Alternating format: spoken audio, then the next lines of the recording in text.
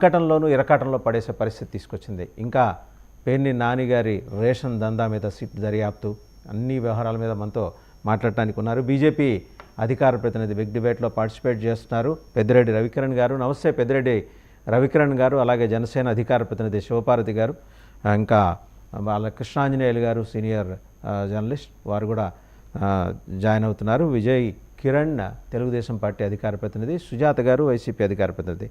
అందరికీ నమస్కారం అండి. టు స్టార్ట్ విత్ కృష్ణాంజనేయులు గారు. సో అల్లు అర్జున్ వివాదం ముదురు పాకాన పడింది, ఢిల్లీ దాకా వెళ్ళింది. 10 జనపద్ గేట్లు మరి అక్కడ తట్టడానికి చివరికి మెగా ఫ్యామిలీ రంగంలోకి దిగాల్సి వచ్చింది.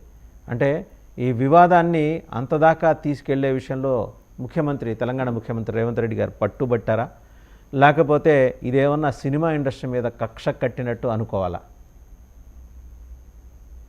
దేవన్ గారు నమస్తే. ప్యానల్ మెంబర్స్ అందరికి కూడా నమస్కారం. సంజయ్ థియేటర్ దగ్గర జరిగినటువంటి ఘటనకు సంబంధించి ఒక మహిళ మృతి, ఒక బాబు తీవ్రమైనటువంటి గాయాలు కావటం, ఇవన్నీ అంశాల మీద ఆల్రెడీ అల్లు అర్జున్ మీద కేసు నమోదైంది. ఆయన అరెస్ట్ అయ్యాడు, రిమాండ్కి కూడా వెళ్ళాడు. ఆ తర్వాత బెయిల్ వచ్చినటువంటి పరిస్థితి, ఇవన్నీ కూడా మనం ఇప్పటికే చూసాం. ఆ తదనంతరం అంతా కూడా రాజకీయం నడుస్తుంది. దాని వెనకాల జరిగేటువంటి రాజకీయ పరిణామాల మీద మనం ఇప్పుడు మాట్లాడుకుంటాం. ఖచ్చితంగా ముఖ్యమంత్రి రేవంత్ రెడ్డి అసెంబ్లీలో చేసినటువంటి ప్రకటన కానివ్వండి, అంతకుముందు సినిమా పరిశ్రమకు సంబంధించినటువంటి అంశాల మీద రేవంత్ రెడ్డి మాట్లాడినటువంటి తీరు కానివ్వండి, ఇవన్నీ కూడా ఒక రకమైనటువంటి సినిమా పరిశ్రమకి బెదిరింపుల కిందే లెక్క. మా ఆధీనంలో లేకపోతే, లేదా మేము చెప్పినట్టు వినకపోతే ఖచ్చితంగా మా చర్యలు ఉంటాయి అనేటువంటి విషయాన్ని, ఒక రకమైనటువంటి ఒక అధికారాన్ని ముఖ్యమంత్రి స్పష్టంగా సినిమా పరిశ్రమకి వెల్లడించాడు అనేటువంటిది అర్థమవుతున్నటువంటి అంశం. అల్లు అర్జున్ మేము కేసు పెట్టాలని ఎవరో తప్పు పట్టరు, కేసు పెట్టాల్సిందే, అరెస్ట్ చేయాల్సిందే అన్నీ చేయొచ్చు. కానీ అరెస్టు జరిగినటువంటి తీరు కానీ, అరెస్టు తర్వాత జరుగుతున్నటువంటి పరిణామాల వ్యవహారం కానివ్వండి, ముఖ్యమంత్రి మాట్లాడినటువంటి తీరు కానివ్వండి, అసెంబ్లీలో ఆయన మాట్లాడిన తర్వాత పోలీసులు అందరూ కూడా పొలోమంటూ ఒక పెద్ద ప్రెస్ కాన్ఫరెన్స్ పెట్టి వాళ్ళు వెల్లడించినటువంటి తీరు, వ్యవహారం, ఇవన్నీ కూడా ఖచ్చితంగా అల్లు అర్జున్ని టార్గెట్ చేశారు అనేటువంటిది మాత్రం కనపడుతున్నటువంటి విషయం. అయితే బహుశా నేను అనుకుంటున్నాను అల్లు అర్జున్ కూడా ఏమీ తగ్గేటట్టు కనపడటం. అల్లు అర్జున్ కూడా అదే రోజు ముఖ్యమంత్రి మాట్లాడిన రోజే ఆ సాయంత్రమే ఆయన ప్రెస్ కాన్ఫరెన్స్ పెట్టారు. తన మీద అసత్యమైనటువంటి ప్రచారం చేస్తున్నారు అనేటువంటి విధంగా కూడా డైరెక్ట్ గానే ముఖ్యమంత్రిని టార్గెట్ చేశారు అల్లు అర్జున్ కూడా. దాంట్లో సందేహమే లేదు అసలు. ఎందుకంటే నాకు తెలిసి అయితే సినిమా పరిశ్రమలో ఆ స్థాయిలో ఒక సీఎం మాట్లాడిన తర్వాత, అది కూడా అసెంబ్లీలో ఆ విధమైన ప్రకటన చేసిన తర్వాత, ఇంకొక ఏ హీరో కూడా ఆ స్థాయిలో మాట్లాడగలిగిన అసలు ప్రెస్ కాన్ఫరెన్స్ పెట్టి ధైర్యమే చేయలేదు ఇప్పుడు వరకు అయితే నేను చూసినంత వరకు. మొన్న వైఎస్ఆర్ కాంగ్రెస్ పార్టీ ప్రభుత్వం ఉన్నప్పుడు ఆ సినిమా పరిశ్రమకు సంబంధించినటువంటి టికెట్ రేట్లు, వ్యవహారం, ఇవన్నీ తగ్గించినటువంటి అంశాల మీద చిరంజీవి దగ్గర నుంచి పెద్ద పెద్ద హీరోలుగా చెప్పుకునేటువంటి ప్రభాస్, మహేష్, వీళ్ళందరూ వచ్చి ఏ విధంగా ముఖ్యమంత్రి దగ్గర సాగిల పడ్డారో మనం అందరం చూసాం. దాని మీద చాలా విమర్శలు కూడా వచ్చాయి. పవన్ కళ్యాణ్ కూడా ఒక సందర్భంలో కూడా దాని మీద కూడా మాట్లాడాడు, ముఖ్యమంత్రికి సంబంధించినటువంటి అంశం. అలాంటి సినిమా పరిశ్రమలో ఈ రోజున అల్లు అర్జున్ ఆ స్థాయిలో ఒక రకమైనటువంటి ప్రభుత్వం మీద తిరుగుబాటు చేయటం అనేటువంటిది, ఎందుకంటే ప్రభుత్వ వ్యవహార శైలి మీద ఖచ్చితంగా అది ఒక తిరుగుబాటు లాంటిదే.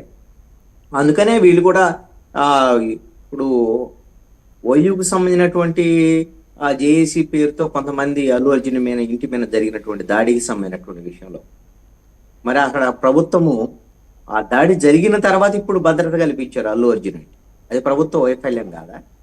అసలు సంజయ్ థియేటర్ దగ్గర ఆ విధంగా ఒకవేళ పర్మిషన్ వాళ్ళు అడిగారు, ఇవ్వనటువంటి పోలీసులు అల్లు అర్జున్ రాకుండా ఎందుకు నిరోధించలేకపోయారు? అదేవిధంగా అక్కడ లాఠీ చార్జ్ జరిగేటువంటి పరిస్థితులు, ఇవన్నీ కూడా అంటే ముందస్తు చర్యలు తీసుకోవటంలో పోలీస్ శాఖ వైఫల్యం ఉందా లేదా? దీని మీద ఏమైనా పోలీస్ శాఖ ఏమైనా విచారణకు ఆదేశించిందా ఇప్పటి వరకు? అక్కడ పోలీసులు ఏమన్నా వివరణ కోరారా? అక్కడ ఎస్హెచ్ఓ కానీ, ఏఎస్పీకి సంబంధించినటువంటి వాళ్ళ వ్యవహారంలో కానీ వాళ్ళ తప్పులు ఏమన్నా ఉన్నాయా లేవు అనేటువంటి విషయం మీద ఇప్పటి వరకు ఏమన్నా దర్యాప్తు జరిగిందా?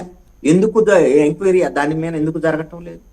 ఇవి కూడా కీలకమైనటువంటి అంశాలు. ఒక మహిళ చనిపోవటానికి, ఒక ఈ ఆ, బాలుడు ఈ రోజున ప్రాణాపాయ స్థితిలో ఉండటానికి పోలీసుల వైఫల్యం, నిర్లక్ష్యము, అదేవిధంగా పోలీసుల యొక్క కరప్షన్ కూడా కారణం అనేటువంటి అంశం కూడా ఉంది. ఈ రోజున చర్చ ఒకటి నడుస్తుంది ప్రజల్లో. ఎందుకంటే సినిమా థియేటర్లకు సంబంధించినటువంటి వ్యవహారంలో ఈ విధంగా ఆ షోలు లేకపోతే మిగతా విషయాలు ఇవన్నిట్లో పోలీసుల పాత్ర లేకుండా, పోలీసుల యొక్క ప్రమేయం లేకుండా ఈ విధంగా జరిగేటువంటి అవకాశం లేనే లేదు. ముందు 2వ తేదీన వాళ్ళు పర్మిషన్ అడిగారు. ఇవ్వనటువంటి పరిస్థితుల్లో అల్లు అర్జున్ అక్కడికి ఎలా చేరుకుంటాడు? ఆ ఇంటి దగ్గర నుంచి బయలుదేరేటప్పుడే పోలీసులకు సమాచారం. వాళ్ళు ఆ విధంగా ప్రదర్శనగా వస్తుంటే పోలీసులు ఎందుకు అనుమతించారు? అనుమతించకుండా నిరోధించాల్సినటువంటి బాధ్యత పోలీసులదా కాదా? మరి దాని మీద ఎందుకు మాట్లాడటం లేదు పోలీసు సంబంధించినటువంటి ఉన్నతాధికారులు? ఈ అంశం కూడా ఖచ్చితంగా చర్చ అయితే మాత్రం ప్రజల్లో జరుగుతుంది. అలాగని ఇలా మాట్లాడినంత మాత్రాన అల్లు అర్జున్కి సపోర్ట్ చేసినట్టు కదా. అల్లు అర్జున్ ఆల్రెడీ నిందితుడు ఈ కేసులో. ఆయన అరెస్ట్ చేయాల్సిందే, అరెస్ట్ చేశారు పోలీసులు. అది ఎలాగూ ఈ రోజు నుంచి రోజువారీ విచారణ కూడా పోలీసులు చేస్తామని అంటున్నారు. చేయాలి కూడా, ఖచ్చితంగా చేయాలి, తప్పేవద్దో తేల్చాలి ఇవన్నీ. ఇప్పుడు ఇక పొలిటికల్కి సంబంధించినటువంటి అంశానికి వచ్చేసరికల్లా పొలిటికల్ కూడా ఇది ఖచ్చితంగా తెలంగాణ రాజకీయాల్లో కీలక మలుపుగానే భావించాల్సి ఉంటుంది. నాకు తెలిసి అయితే తెలంగాణలో కాంగ్రెస్ ప్రభుత్వం ఏర్పడిన తర్వాత 1 సంవత్సర కాలంలో 2 ప్రధానమైనటువంటి అంశాలు, రాజకీయ ప్రధానమైనటువంటి అంశాలుగా ఉన్నాయి. ఒకటి హైడ్రా, రెండోది మూసీకి సంబంధించినటువంటి అంశం. 3వ అంశంగా ఇప్పుడు అల్లు అర్జున్ మీద సంబంధించినటువంటి కేసు రాజకీయాలని తీవ్రంగా ప్రభావితం చేసేటువంటి అంశంగా ఉంది. ఇది కాంగ్రెస్ పార్టీ అల్లు అర్జున్ మీద కక్ష కట్టింది అనేటువంటి విధంగా ఒక వాదన వెళ్ళింది. కాంగ్రెస్ పార్టీ కక్ష కట్టిందా, లేకపోతే కాంగ్రెస్ ప్రభుత్వం, లేకపోతే రేవంత్ రెడ్డి? అంటే ఇక్కడ ఒక విషయం చెప్పాలి కృష్ణాంజనేయులు గారు, మీకు గుర్తుంటే ఉంటే 2009-10 మధ్య కాలంలో చవాన్ గారి ప్రభుత్వం, కాంగ్రెస్ ప్రభుత్వం, ప్రస్తుతం ఆయన బీజేపీలోకి షిఫ్ట్ అయ్యారు. ఆ ప్రభుత్వం ఉన్నప్పుడు ఇలాగే బాలీవుడ్ తోటి ఏదో ఆయన గొడవ పెట్టుకున్నారు. గొడవ పెట్టుకున్నప్పుడు ఆయన పిలిచింది, కాంగ్రెస్ పార్టీ అధిష్టానం పిలిచి